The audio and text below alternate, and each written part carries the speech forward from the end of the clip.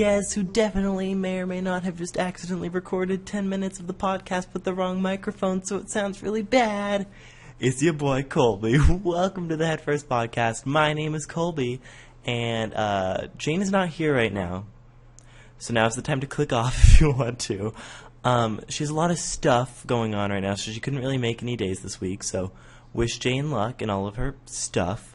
But, I guess, Colby, how were your 2 weeks? Oh, thank you for asking. How were did I do anything? No. I didn't do anything in my 2 weeks. I literally just worked, played video games, and watched TV with my mom. My 3 things. Those are my pillars. But, my 2 weeks are pretty good, and, we're caught up. That's it. That's all I've done. And I don't know if I should just like jump right in with like the light and like fun news or like the boom. Let's do the boom. Donald Trump is president of the United States. As you most likely, probably, I'm pretty sure. How the fuck do you not know if you don't know? Donald Trump is the president. He was elected on Tuesday. And if you guys watched the last podcast, you know that I was rooting for him over Hillary. He was the one I wanted. You know, he was the one, he wasn't my pick, but he was what I wanted over her. So I'm pretty happy, but social media has been on fire. Even to this point today, it is Thursday at the time of this recording. Every single post almost that I see is still about it. And it's gotten to the point where people are like trying to start like impeachment, like petitions and stuff. I'm going to tell you right now, Donald Trump was elected president of the United States. How you feel about that, I don't mean to be rude, is not relevant in the slightest. He is president, and that's what's happening. And whether or not you like that, you have to deal with it. You really have to deal with it. And, like, the student walkout that happened and stuff, like, all this protest isn't going to do anything. This is not going to stop him from being president. Hillary Clinton, Bernie Sanders, whoever you wanted, Harambe got 14,000 write-ins. What the fuck, Americans? Is not going to be president. It's I almost said Donald Trump. It's Donald Trump. And if you don't agree with this decision made by the American people, which a lot of people don't, and that's totally fine, you need to just kind of work towards securing a better future. And staging walkouts and writing petitions and telling people to unfriend you, that's not going to solve anything for the future. And an aside on people who are like, if you support Trump, you like, unfriend me. I've unfriended like 5 different people on Facebook. Politics is something that, if you want to keep friends, should not be discussed.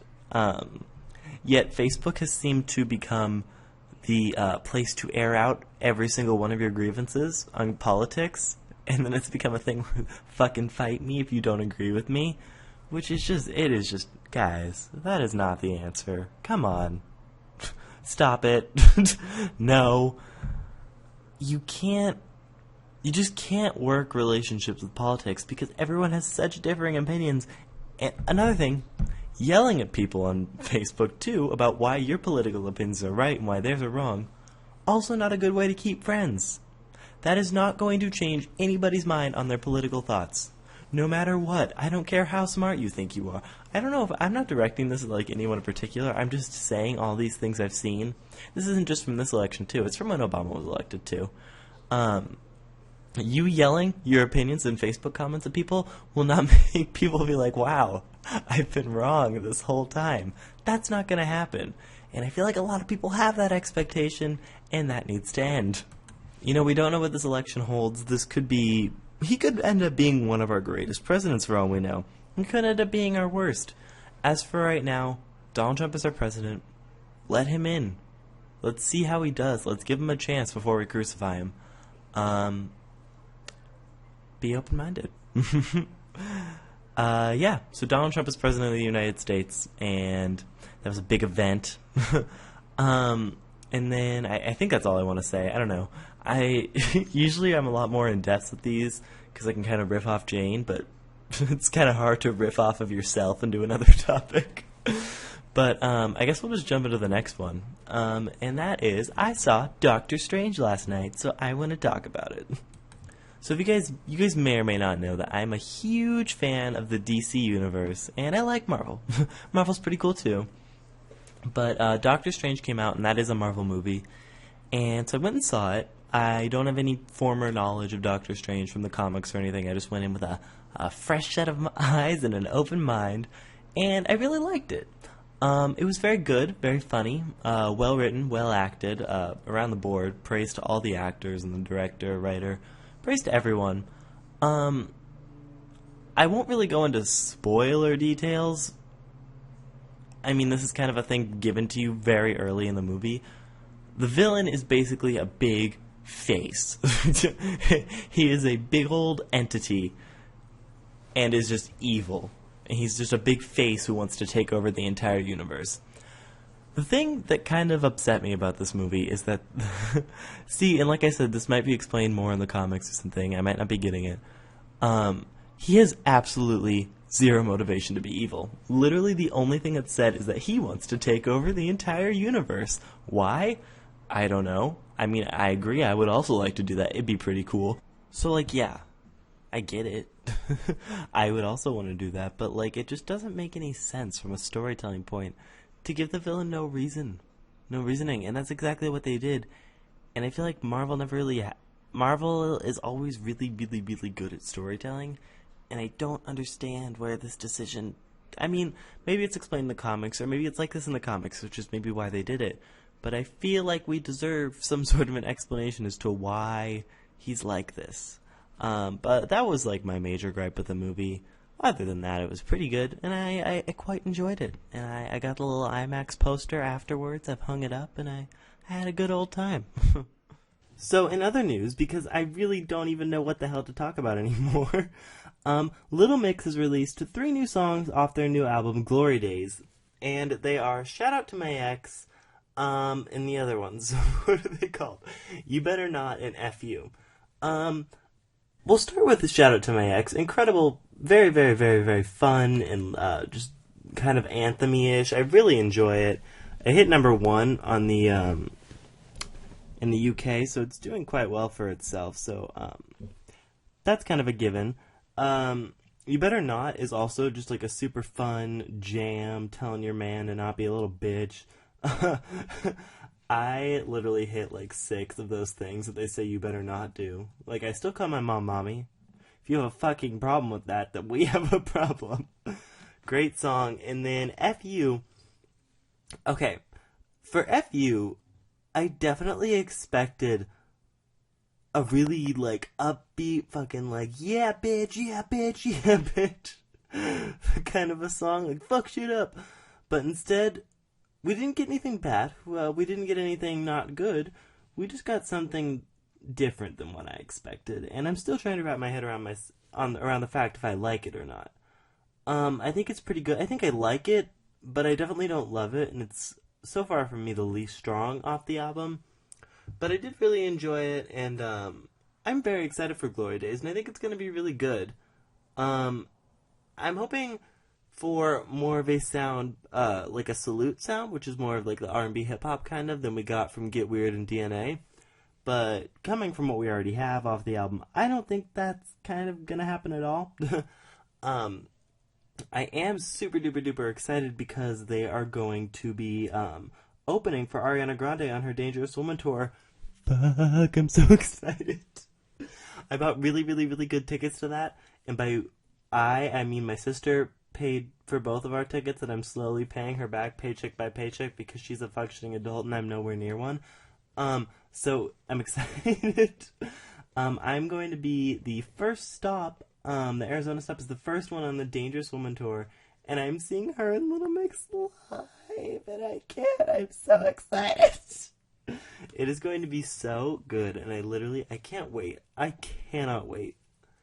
In other news, the AMAs are coming soon, and I don't really have anything else to say on that, except I'm excited. Also, guys, I don't really know what to talk about. Literally, when Jane's not here, I really need Jane. I actually just applied for a scholarship, and it was a $5,000 one, and the prompt was, it was an essay, and it was, name a time that you collaborated and created something beyond yourself. And I actually wrote about this podcast because I did it with Jane. And funnily enough, before I created the Headfirst podcast with Jane, I actually had another podcast in mind, and it was called I'm going to keep the name secret because I still think it's good and could be used at a later date podcast. And it was a gaming podcast. And I had a bunch of really good ideas for it, and I even commissioned some art for it, but then the artist kind of had a bunch of problems and couldn't do it, which I think was like a sign telling me. I kind of feel bad saying that his like personal problems was a sign for me. But I think it was telling me to kind of, like, don't do this. You have a different podcast. I don't know. I think it was a sign telling me not to do that one. But that one never really came off the ground just because of the art. Because for some reason I thought that like you had to have art to do a podcast, which you fucking don't. Like literally the one that we're using for Headfirst is just me and her on a fucking tile background that I found of Google Images. But that one never came off the ground, and I'm very thankful that it didn't, because now I have this with Jane, and I really love it, and it makes me happy, and it lets me and her bond a lot more and fight a lot. We have a lot of fights about this podcast. I don't know if you are aware or not. But I do love it. I love it very much, and I'm glad. And I'm glad that everyone is here listening to this, and we all have a good time, and we hang out together, and we have fun. What else is going on? Oh, yeah. Pokemon. Fuck, I'm so excited. Oh, my God. I keep trying to cuss less in this podcast, and it never, ever, ever, ever, ever works. Pokemon Sun and Moon. At the time of this podcast, it will be 7 days until Pokemon Sun and Moon come out on the Nintendo 3DS. And holy fuck, I'm excited. Guys, there's been no new trailers or anything to talk about, but can I just say how excited I am for these games to finally exist? I've been waiting so long. Primarina is my starter. I'm gonna get that bird that does all the dances. I'm gonna get Cosmog. I'm gonna get... Oh god, I forgot every single one of their names. Oh my god, but Mimikyu, I don't know. Alola looks like such a great and fun region, and I'm just so excited, guys. I am so, so, so excited. On that same note, Animal Crossing New Leaf, 3 years later, is still putting out new, fresh, and exciting DLC. And this has really been a point of contention for me, because I really think that it's great that they're still supporting this game and adding new content to it all the time, which is what's troubling me. So, I've wanted to get...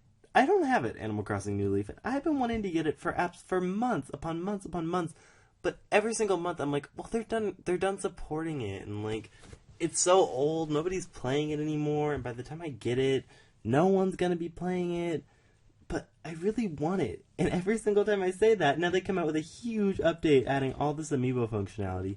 I have every single one of the amiibos they mentioned, and like, I have no use for amiibos. They don't do anything, and I think if I put them in this game, they'd actually serve some sort of a purpose. Guys, side note, I just got the Waluigi amiibo, and my dad is finally sitting in my room. My dad Waluigi is here, and I'm so excited. Okay, anyways.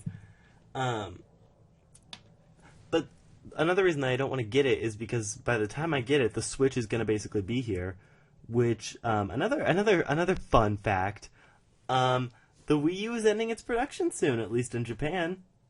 Yeah. They lied. They lied to all of us. Yeah. Remember that one time when they said that the production would last to the very least into 2017 and past the Nintendo Switch because the Nintendo Switch isn't replacing the Wii U? Bold-faced lies. Guys, I am shell-shocked at the fact that they are ending the Wii U production. I think we all knew it was coming soon, and by soon I mean 2017. I did not think that we would get an announcement of it ending soon in 2016. In Japan. We all knew that a Nintendo Switch was replacing the Wii U and 3DS. Whether or not they wanted to say it didn't matter. The fact is that it was happening. And they've actually said that they're going to be ending the production soon. That is mind-boggling to me. I at least thought that if they were going to do that, they wouldn't make an announcement. They would just do it. But nope. They made an announcement and everything. And I just can't believe that they actually did. I'm completely shocked. I mean, do not ever get me wrong. I had some great times with my Wii U. I still do have great times with my Wii U. There are some great games on there. I was shafted. Is the best word I can think to say. I was shafted by having a Wii U. I was delivered approximately 12 games and then was like, go fuck yourself. That was what I got with the Wii U. A big old go fuck yourself and 3 or 4 games. Well, they put out some amazing quality games. The fact is that it did not sell. And the fault definitely lies on Nintendo and the fact that it didn't sell because they did absolutely everything wrong with this system. But I should not be punished for owning this system. I paid such a high amount of money to get this system, followed by 4 games and then nothing. There were literal 8-month gaps in between anything blockbuster from this system. I don't get it. Why? Why would you do that? And honestly, it's very upsetting, and the fact that it's ending production, it figured. But we also got an announcement. Not an announcement. A rumor leak from a very. I'm not sure the credibility on this source. Actually, I haven't really checked him out. But there's a rumor that within the first 6 months, this is a new rumor from the Pokemon, Mario, Zelda game. We're going to be getting a Smash Bros. U, Smash Bros. For Wii U port featuring all the DLC and finally the Corinne and Bayonetta amiibo. Those things have been in production for the longest time. I still find it surprising that they haven't got them out. Did they even get the Cloud amiibo out? I don't know. I don't really care much about any of the DLC characters, so it didn't really bother me. But they promised that there would be amiibo for every single character in this game, and there almost was. We're just waiting on a few, such as Bayonetta and Corinne. And they've said, and I thought that a Smash Bros. Port was likely. They're gonna need software to sell this system, and the Wii U, honestly, it's 12 games. It is kind of a wealth of software because they're nice, polished games that nobody has because nobody has the Wii U, so they're perfect. My God, I just can't with Nintendo at some points. But I thought a Smash U was very likely. It was a very likely port. I'm hoping when they port it, well, there will obviously be all the DLC characters. I find it very, very, very, very unlikely, but oh my God, I would be so happy if they decided to include a sort of story mode in the sense of a subspace emissary. Kind of, I'm sorry. In the app I'm recording with right now, an Amazon ad came up, and it was for a BioWorld Pokemon Jigglypuff beanie, because I was looking at Jigglypuff merchandise 2 nights ago. And the worst part is that I already have that. I already have that beanie. I'm dying. I can't with myself. I'm such a child. What was I saying? Oh yeah. I would absolutely adore a subspace emissary story mode. I really doubt we'll get it. I think we will get some new features. What they'll be, I'm not exactly sure. But I don't think they'd put that much work into developing a story mode for Smash Bros. I'd be super excited if they did, but I don't think they will. I'd be super happy though. And with that though, I'm kind of going to lead into my narrative ending. While still remaining on entertainment though, I'm going to talk about my very favorite Wii U games. As I said, Wii U did have some great games on it, and many, if not all of them, are undiscovered gems because nobody had the system. So, in the case that they come out on the Switch and you're thinking about getting the Switch, or you just got a Wii U, if so, why? Are you okay? Just stop that. I'm going to break down kind of some of my favorites just so you can hear them. So, one that immediately jumps to mind is Super Mario 3D World. This game, it was fun. It was just plain fun Mario with absolutely great level design. I can't praise the level design enough. It was just great level design, a great cast of characters. I love the fact that Peach was in there, and they all had different abilities, which was really cool. You didn't have to play as Mario if you were playing single player also, though, which I really admire. The fact that Rosalina was in it, oh my god, I love Rosalina. And I thought that was such a cool little... Fuck, everyone keeps closing the garage door right as I start recording. It's probably the second time you've heard it. I don't know if you can hear it. If you can, I'm sorry. I'm just going to keep talking, though. The fact that you could play as Rosalina was such a cool little fun thing that you had to keep playing to find, which I thought was really, really cool. Plessy the Dinosaur was a really awesome addition. They were just creative, fun levels with cool new... Like the cat power-up, the double cherry...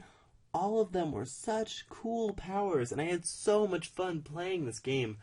And 3D Marios are always, kind of the lesser, not lesser versions, but less loved all the way around Mario games. But I've always liked them more, and I just think it is such a fun game that I got so much enjoyment out of. And I actually just discovered that, I think it's called Champions Road is a level that exists in there. It is a massive level that incorporates elements from the entire game with absolutely zero power-ups or checkpoints, and is considered one of the hardest Mario levels of all time. And I love that over the years Mario has dumbed down in some terms, I would definitely say. And I love that they still put in these really, really difficult levels. That makes me very happy. Another great game was Super Mario Maker. I think it was a huge turning point for the Mario series, and it's going to be hard to make a new Mario game and convince people to buy it when there is Super Mario Maker. I mean, the level creation tool is simple and easy to use and has spawned so many different fun challenges, honestly.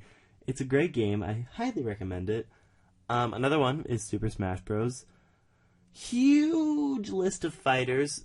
I wouldn't say balanced fighters, but fighters with a ton of different maps, and there's just stuff to do. And 8-player Smash, it's such a great and diverse cast with classic and adventure. It keeps you going. It keeps you coming back for more. There's unlockable characters, there's DLC, there's always something left to do in that game, which I absolutely love about it.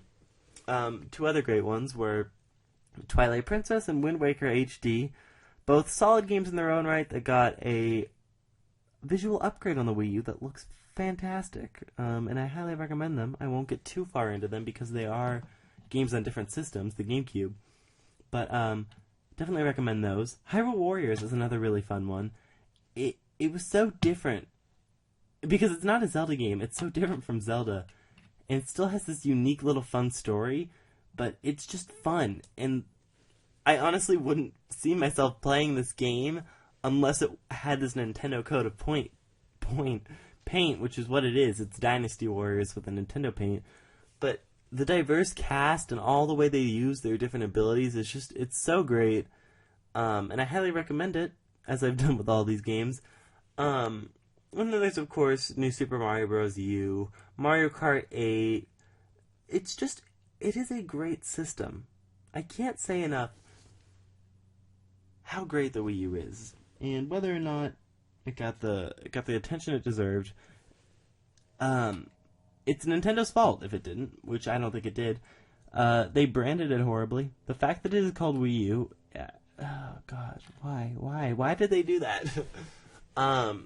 Oh, and Nintendo Land, too. Really fun game. But there's more games I'm not thinking of that I can't think of right now. But Pokken Tournament, seeing Pokemon characters in HD in this pretty sense for the first time, and being able to fight like this, so great, so fun. And I'm hoping we get the DLC that all the arcade is getting. Probably not, but I would like it. What was I saying? But yeah, super fun games, and it was branded horribly. There was no marketing for it. No one even knew that it was a new system. And it, like I, got shafted. But I would highly recommend, if it gets a super big price cut during the Switch's lifetime and all of the library has not been ported at that point, Splatoon. Splatoon is such a great fucking game. I'm sorry, 1 second. It is such a fun take on the first-person shooter, and it's so something Nintendo would do. And there's a fun campaign, there's ranked modes, there's different stages. It's just fun, and it's so different from, like, the try-hard first-person shooter that you tend to see. It's not even based off kills, it's a turf war. And it is such a fun and unique take. I'm sorry. Anyway, I forgot that game. Yeah, and if the entire library hasn't been ported at some point into the new Nintendo Switch's life cycle, I would definitely recommend picking up a Wii U if it's a really low, like $50, $100 price, and just playing these games. Because there's gems on there. There's gems to be discovered, and I highly recommend all of them. But guys, this podcast is going to be a little bit short. Like I said, I have trouble doing it when Jane isn't here. I really have trouble, like, talking and kind of coming up with topics. I do want to get it at 30 minutes, though, and it is at about 25 minutes right now. So we're going to talk for just a little bit longer, and then probably just do, like, a 3-minute outro song. Because I'm trash. Let me know if you want to comment what games you're excited for. I am super duper excited for the Nintendo Switch as a whole, and Pokemon Sun and Moon. There's a lot of games I'm excited for. And let me know if you guys are going to be picking up the PS4 Pro or Scorpio. This basically turned into a gaming podcast at the end here. I'm not going to be picking up either one. If I would pick up any, it would be the PS4 Pro because I already have a PS4. I just don't see a need for it. You know, if all these games are going to actually... What I don't like is that the fact that these basically had to be in development, or at least in the planning stages, by the time the original systems rolled out. And I think rolling out incremental updates like this for this ridiculous price is, I've used this term so many times, but it's shafting us. You know, I paid so much money for the PS4 to begin with, which was like, I think it was the first console that I truly bought on my own money, like, with my own funds. And I worked really hard to get that system, and I spent a ton of money already to play online and to get new games, and an incremental update with features that they could have already had at launch but chose not to so they could make more money off of it really doesn't sit well with me, and I want a console that I can play for years. The PS3 was what? Its lifespan was like a decade? It's still going. And I never had to buy any new upgrades with the PS3, you know, to get the most out of the hardware. I had it from the beginning. And I really think that it's kind of shitty that they're doing this. PlayStation and Microsoft. That's another reason I like Nintendo. Unless I'm really wrong and they do it with the Switch, this is never something that Nintendo would do, and I really respect them for it. But with that, I'm gonna go. Thank you all so much for listening. I'm gonna go see if I can convince my mom to play Super Mario 3D World with me, because I really want to. But I'm gonna go. I love you all so very much, and I'll see you in the next podcast. Bye-bye, guys!